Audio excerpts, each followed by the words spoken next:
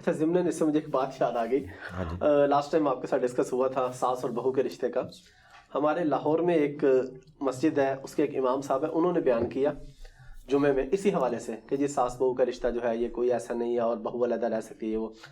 اس کے بعد پھر جو لوگوں نے, اس محلے کے کچھ لوگوں نے اس مولوی صاحب کے ساتھ حشر کیا اور پھر اس مولوی صاحب کے اس بات پہ قائل کر لیا کہ یہ باتیں دین کی بتانے والی نہیں ہوتی. تو یہ ہم کیسے فیصلہ کریں گے کہ کون سی بات بتانے والی ہے اور کون سی بتانے والی نہیں ہے؟ چلیں, یہ اگر بات بتانے والی نہیں تھی تو اس کے ایکویلنٹ جو انہوں نے بات بتائی ہے وہ تو ہے ہی کوئی نہیں تھی. تو یہ تو انہوں نے بدعت کی, دین کے اندر خود سے ایک چیز داخل کر دی, یعنی اس کے الٹ پھر انہوں نے بتایا ہوگا نا کہ یہ کریں. جی جی. تو جو چیز نہیں تھی وہ عوام کے ڈر سے آپ نے خود دین میں داخل کر دی, اور جو دین نے آپ کو بتائی تھی وہ آپ نے چھوڑ دی.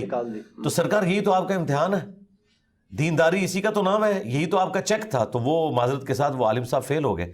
اچھا, یہ جو ساس بہو کا جو رشتہ ہے اس کا قطعاً یہ مقصد نہیں ہے کہ بہو نے ساس کے بیٹے کو اغوا کر کے سائیڈ پہ ہو جانا ہے. اس کے ساتھ ہم پیرلل میں بتاتے ہیں کہ بھائی یہ جو عورت ہے ساس, وہ اپنے بیٹے پر اس کی بیوی سے زیادہ حق رکھتی ہے.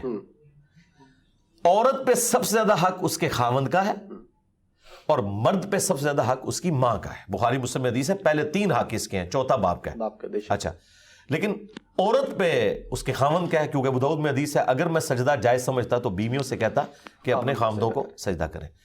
یہ الگ ہونے کا قطعاً یہ مقصد نہیں ہے کہ کوئی مرد اپنے ماں باپ کو گلنے سڑنے کے لیے چھوڑ دے, ان کے ساتھ حسن اخلاق سے پیش نہ آئے, نعوذ باللہ وہ بیمار ہو جائیں وہ انہیں ہاسپٹل نہ لے کے جائے, ان کی تیمارداری نہ کرے. یہ بالکل نہیں ہے, یہ سارا کچھ مرد نے کرنا ہے, لیکن مرد کی بیوی نے نہیں کرنا, مرد نے کرنا ہے, چاہے وہ جس طریقے سے بھی کرے.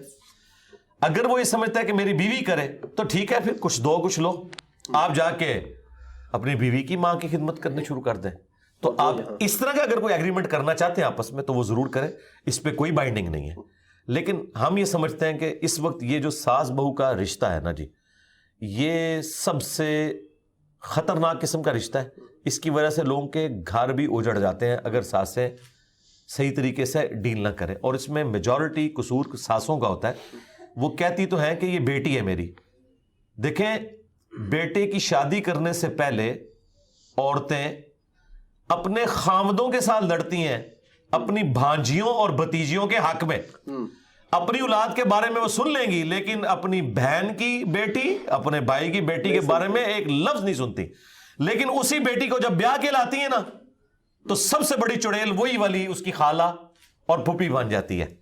کتنا حیران کن بات ہے, کیونکہ یہ جب کنفلکٹ آف انٹرسٹ آ جائے گا نا آپ کا اور چیزیں شیئر ہونی شروع ہو جائیں گی, کچن شیئر ہوگا, تو ظاہر ہے پھر ہر انسان کے اندر ایک خدا چھپا بیٹھا ہوا ہے. اس اعتبار سے دیکھیں یہ اللہ نے انسان کے اندر رکھی ہے نا بات, تبھی تو انسان نے دعوی خدائی کیا ہے.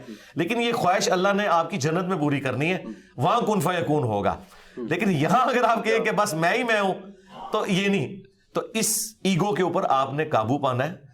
آپ دیکھیں آج تک کسی عورت نے محلے کی بوڑھیوں کے سامنے اپنی سگی بیٹیوں کی شکایت نہیں کی کہ میری بیٹی تو چھٹی والے دن سوئی رہتی ہے اور 11 بجے اٹھتی ہے, لیکن بہو بیچاری 9 بجے بھی اٹھے تو پورے محلے کو بتاتی ہے. تو یہ کس طرح وہ دعویٰ کرتی ہے کہ میں اسے بیٹیوں کی طرح ٹریٹ کرتی ہوں. اور پھر ذرا اسی ساس سے پوچھیں کہ تمہاری جو بیٹی ہے اس کا شوہر کیسا ہونا چاہیے, تو وہ تو کہے گی کہ رن مرید ہو. بالکل. تو بس پھر جو اپنے لیے پسند کرتے ہو, بخاری مسلم میں ہے, وہی دوسرے کے لیے بھی پسند کرو. یہ ایمان کی ایک بنیادی علامت ہے. تو میرا خیال ہے انسان اپنے آپ کو دوسری جگہ پہ رکھ کے دیکھے نا تو اللہ کے فضل سے انسان اپنا جب آئینے میں منہ دیکھتا ہے نا اسے پتہ چل جاتا ہے کہ میں کہاں پر غلط ہوں. سیدھی سی بات ہے جی.